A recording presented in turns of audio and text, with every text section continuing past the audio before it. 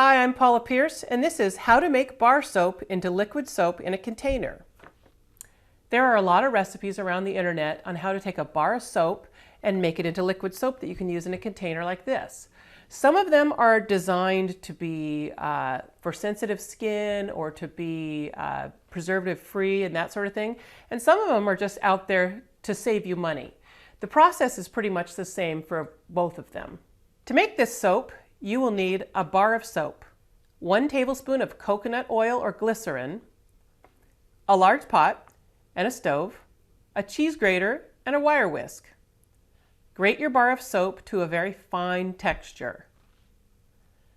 Put the soap and the oil in a pan and add a half a gallon of water. Cook this over medium heat until the soap is dissolved, whisking often. Do not let the mixture come to a boil. Let cool completely and fill your pump dispenser.